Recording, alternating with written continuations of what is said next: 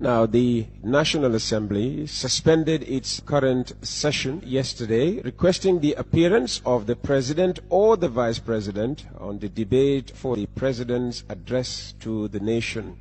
A motion was tabled by Honorable C.D. Jatta for the Assembly to suspend session until either the President or the Vice President appeared in the National Assembly. Let's find out more from one of three National Assembly members in Banjul, Honorable Fatu Mata Njie, or Touma Njie. Good morning to you. Good morning, Honorable Njie. Good morning, there Peter. You are. How are you? Very well, thank you. How about yourself? I'm fine, thank you. It's a pleasure. We understand the National Assembly chambers came to life yesterday. I mean, it was very interesting being there. What happened? Take us through what happened yesterday. It was very contentious, and apparently it shows the democratic process in this country, which I really appreciate.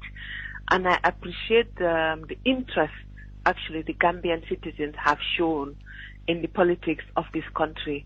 But nonetheless, yes, it was a contentious matter, and everybody have their right. But I voted with my conscience, and I said, and I will say it again, I voted against the majority, not because I voted against the Gambian people or against what they wanted, but I wanted continuity. So what? I don't like wasting time at the National Assembly because we have limited time. Adjournment debates should start on the 26th. Why should we waste 2 days to wait for somebody to appear at the National Assembly while we could have, proceeded with our sittings? Because if you look at Section 74 of the Constitution, it states the responsibility of Cabinet and Ministers. It states, let me read it. Yes. The Vice President and Ministers shall be collectively responsible to the National Assembly for any advice given to the President in Cabinet, and the Vice President and each Minister shall be accountable to the President and the National Assembly for the administration of the department and other business of the government committed to his or her charge. And the President's address included all the departments of the ministries. So in effect, any minister the President could appoint any minister to come and answer to our questions. Meanwhile, we have wasted 2 good days, 2 precious days that we could have used to address the President's address to the nation, because we all see that the address was insufficient. There are so many issues lacking in that address, so we needed as much time to debate and come out with issues to address what was missing and what was left out in the President's address.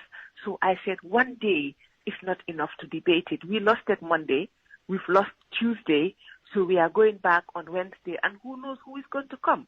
And going back to the Constitution, Section 77, the executive powers and the National Assembly again, it says the President shall at least once in each year attend a sitting, and then it goes back to subsection 4 of that Constitution.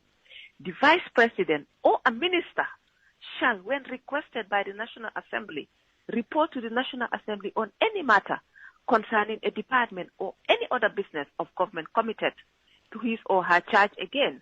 So it is not only in Section 74, it is again repeated in Section 77. So let people say, I am answerable to the public as a public servant, and I respect their opinion. But as I said, I voted to continue and start that debate yesterday rather than wasting precious time that I am paid for to go and defend my people. So I did not vote not to have the President to come and answer, but I voted so that we will start talking about issues concerning the country that we need to talk about rather than adjourn and wait for somebody to come. Meanwhile, we had the minister in charge of National Assembly matters, and like I said, the Constitution states that we can address these issues with those ministers concerned. That was the reason I voted. It is contentious. I cannot interpret the Constitution. It is only the Supreme Court that can interpret the Constitution. But to my understanding, as a layperson, That was my understanding. And like I said, I voted with my conscience.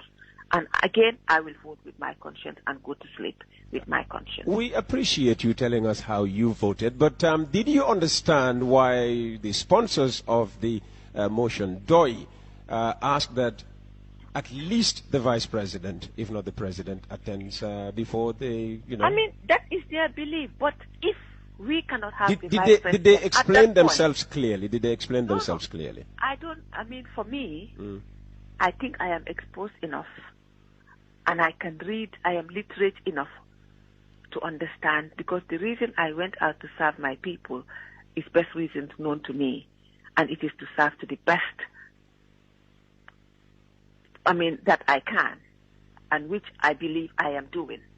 So if I voted against something that people believe I should have voted for, at least they should give me the opinion like you have done, to tell them why. And the reason why I voted the way I had voted was because I needed to discuss issues rather than waste 2 days waiting for somebody that I know is not available. Meanwhile, somebody was available, somebody that could have answered our questions or taken charge to take back our concerns and then come back to answer our questions. And this somebody is the Minister of Fisheries, Water Resources, and National Assembly Matters. And the thing is, this address of the nation, it touched every ministry. I think it touched every ministry. So any minister that is charged to come and answer those questions could have answered those issues concerning their ministries. Because as we are talking now, there are so many issues that needs to be addressed, rather than sitting at home at the expense of taxpayer. I should have been in Parliament today working. That is my interest. Well, here you are talking to me, so at least I'm the winner here. But earlier on, you described the President's speech as inadequate. For me, yes, for you. Me, it does not address what I was expecting. What were you expecting? I was expecting a lot more. I will talk about it in Parliament where I am mandated to discuss it. And that was why I couldn't wait to start the debate yesterday, because I have so many things that I needed him to address which were lacking. For example, 3 years Jotna? 3 years Jotna is not an issue to me. But for me, I have important national issues which, when we start the debate, you will hear about. Okay, but you are not worried about, the threat that is December? For me, I am worried. I am more concerned about moving my country forward, because I want the best for my electorate. That is my concern. And for me, looking at the President's address, there are so many issues. Why waste 2 working days? Okay. That is more of my concern. You described this earlier on, what happened in the National Assembly yesterday, as a sign that our democracy is growing. It shows that we are working towards a more democratic, really country. Yes. So that has to be positive. It is positive. All right. So should we expect more of this in the future? Of course, because we all cannot be on the same side. It shows that we are working on our own minds. However people interpret it is fine. It shows that they are democratic. It's good that Gambians are thinking. And it is applaudable. And I applaud them. When somebody criticizes me, I learn from it. And I appreciate it. I welcome it with open arms. Someone listening to you might think, well, she decided to vote against the motion, and she's now arguing that the presence arguing that the presence of the Minister of Fisheries, Water Resources, and National Assembly Matters should have sufficed. They could look at the two of you and say, well, because they come from the same party, she's bound to support the presence of Mr. Gomez sufficing, for us to start this debate on the President's State of the Nation address. When I go to Parliament, I don't think about party. I work with my constitution, and based on the codes that I've given you from the constitution, that was what guided my conscience and my vote. not partisan. I'm not partisan. If you know me, you know I don't think on party lines. Do you think the way the voting goes on in the National Assembly is based on party lines rather than, personal convictions? I can only speak for myself, and I told you the reason I voted. I cannot speak on behalf of any other National Assembly member. I think, like I voted with my conscience, I would also give them the benefit of doubt that they also voted with their conscience. But I voted with my conviction and my conscience. Without necessarily going into details, because you want to discuss this in the National Assembly first, and I respect that, what are the most important areas for you? Children, women, the poor, disabled? For me, being one of few female MPs, women issues obviously are of utmost concern, as of importance to me. Children, of course, being a woman and a mother. And also, poverty is of great concern. People would say, why? Because she's privileged. I am not privileged. I struggle for everything that I have. I work for everything. After I started working since I graduated from university, I've worked in the Gambia for over a decade. And I appreciate the little that I am blessed with. But I would also see people have more benefit from the state than we have now. So I think that is also a conviction that I have. Sure. Let me ask you about, recent big stories, big headliners in this country. Obviously, the diplomatic passport. You definitely have one, haven't you? With my position, I would say I have one. And I only use it. And the people at the airport can attest to that. Yes, because I sit at the ECOWAS Parliament, and also because of my contribution at ECOWAS, I am invited to many events outside the ECOWAS. The AU, the UN, sometimes some NGOs, the Commonwealth. And I think when I travel privately, I have my green passport that I use. When I apply for visas, I use my green passport. And even the people in my office, the National Assembly, knows that the protocol officers at the airport, when I travel on my private travels, which I do quite often, I join the people at the bus. I don't even use the VIP if I don't travel on official travels. And people will call me, I will join the queue. I'm that type of person. I like adventure. I love to travel. And if I can afford it, I will. I have my diplomatic passport, yes.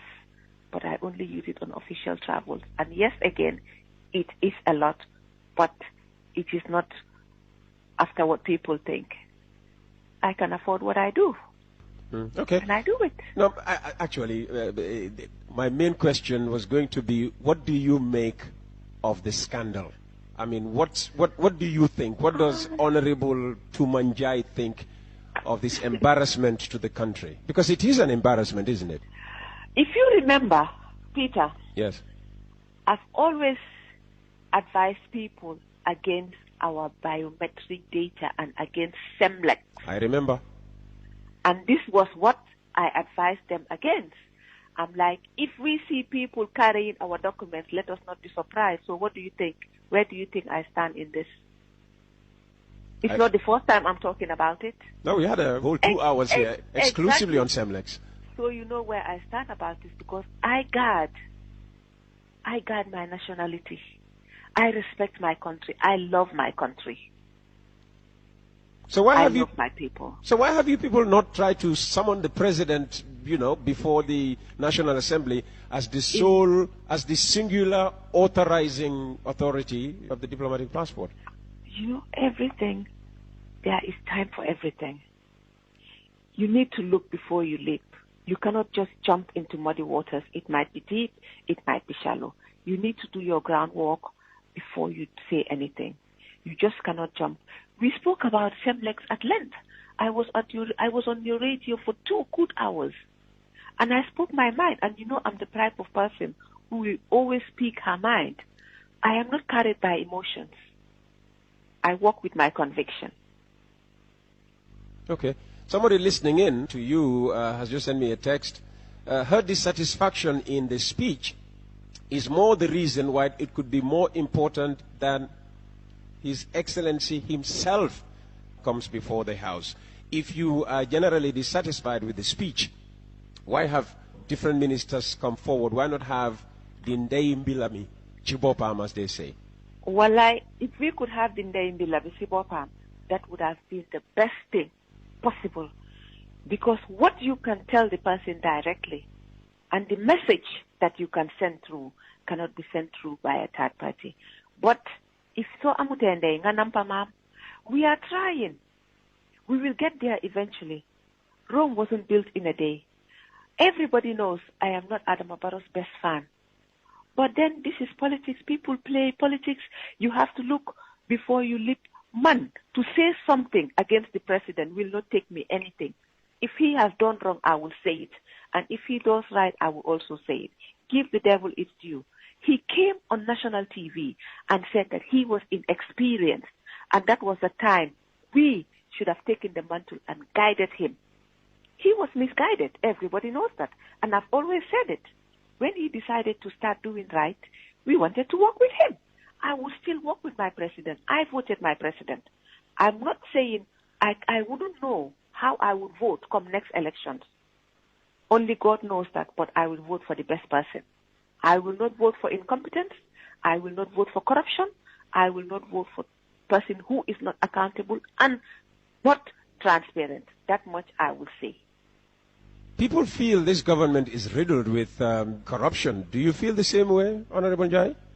I cannot accuse anybody of corruption if I cannot prove it. What are the obvious signs of corruption? For me, yes. If you don't want people not to accuse you of corruption, you have to be transparent and accountable. Is this government transparent and accountable? We are yet to see full accountability, full transparency. That we are yet to see. Because we failed. I've always been telling you, declaration of assets first. That should have been the first thing before swearing in any minister, any person in office. Declaration of assets. Now, if you declare your assets 2 years along the line, how do we know what you had, what you did not have? Well, now you have grounds to criticize the president, so let's hear you criticize him. I criticize, I applaud when I see something good, I criticize when I see something bad. And like I always say, I don't just criticize, I would love to criticize constructively so that they can learn from my criticism, not just mere criticism. Okay, speaking of corruption leads us to the Njie Commission report and the government's white paper on the report. I mean, what do you think of the controversy? For me, selective justice is no justice. We've seen Yaya Jammeh's commission. He just ignored it. And we've seen the Njie Commission. Selective justice. For me, I would rather implement fully or ignore it fully. That is my stand. Let's make you president for one day, and the Njie Commission report was put on your table. How would Honorable Touma Njie have reacted? Would you have gone with it fully, or if the Njie Commission was put on? Because for me, I believe that we owe taxpayers. Yes, the commission was brought up by the president, but the remuneration of the commissioners were approved in Parliament. And taxpayers' monies were used to pay for them. So they have a right to implement it to the full. That is my stand and my belief. If it was up to me, I would implement it to the last dot because we paid for it. Why waste monies if we know we are not going to implement? So you would have... Would you go to work for a whole month, get paid, and then burn all your wages? No, I wouldn't. Exactly. That is what we have done. For one thing, I have a family to feed. That is what we have done. Come on, excuse me. For me, people can say whatever. I walk with my conscience. When I come home, I sleep. I don't go to Parliament to be applauded oh, take a vote with the majority. No. It's not about voting with the majority. It's voting with what you believe in. And the reason I voted, I wanted the debate to start because I had so many issues to address. And one day will not give me time to address because I will be limited in time. And I wanted the whole of the 3 days to use it to debate this nation's address, give each and every MP the utmost time, all the time they needed to address all their issues. Now I am home. I should have been at the parliament debating this address, not staying in my bed eating and sleeping. It's unfair to the taxpayers. As I say, It's wrong. As I keep reminding you, at least you're talking to me. What if you come back on Thursday? You resume on Thursday, right? We resume tomorrow. You resume tomorrow. Okay, what if you came back tomorrow and there was still the deadlock? The president doesn't appear, the vice president equally doesn't appear. What happens? You know me, I don't preempt. I just wait for the time and see what happens. But my wish was to have started the debate yesterday. Okay. That was my wish. All right. That is what I am paid for. And I wanted to do my job. Should this president run in 2021? It is for him to say, it is for him to decide, and it is for us to vote for the person that we feel deserves the presidency. Is that not so? I'm asking you your can decide opinion. to run. I can decide to run. I'm asking for your opinion. Has he done anything to convince you that he has more to offer? You know, when you come to power, for me, my campaign policies are my working documents. He came to power with some campaign promises. Like? No, I'm just saying, assuming he came to power with some campaign promises. And if you work on those promises positively, and we feel that you have not concluded, but you have at least started what you promised, then yes, if you decide to go for another goal, fine. But if one comes with his promises and then deviates from them, it's up to you. If you are a person with integrity, you will know whether to go for it or not. But then people are different. All right. I cannot speak for any person. I can only speak for myself. Honorable. Wow. Honorable you and I, we know each other. Yes, so. yes, we do. I know when our first president passed on, you wanted to, pay a special tribute to him, and it's shame on me that I didn't provide you the platform. Yet, early this morning when I called you and requested for this interview, you so generously agreed to grant the interview. No, I'm a public servant. I need to talk to the people. It's my job. Yeah. I am paid today and I'm not working. Okay. At least I am talking to That the makes people me because better then. they deserve to hear from me. Yeah, okay, I very should good. have been at the parliament and I'm home. If 5 So minutes... if somebody calls me, somebody calls me to go out today, I am on pay. I am on government pay today, and I'm at home. Okay. So this is work. So if 5 minutes is enough, what would you say about the former president, the late president? The former president, if when I speak about him, I get carried away. He wasn't only my president. Just don't cry on radio. No, I wouldn't cry because he shouldn't be mourned. I feel he should be celebrated. When I talk about him, I don't cry.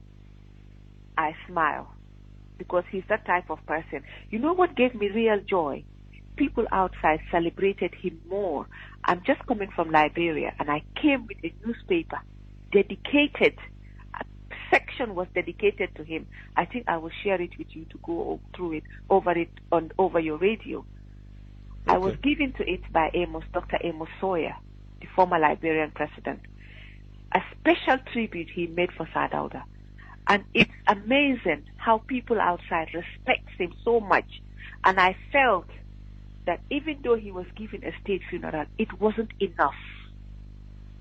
And I think we should dedicate a special month, a special day, a special week for him. And hopefully it will happen. I'm planning something big so that people will come and celebrate him because he deserves it. He was a true Democrat. And I really want to step. I know I cannot fill his shoes, but I will make sure that his legacy remains. Honorable Fatoumata Njie, aka Touma Njie, thank you so very much for spending the last half hour with us here on Coffee Time with Peter Gomez. And you're a big fan, aren't you?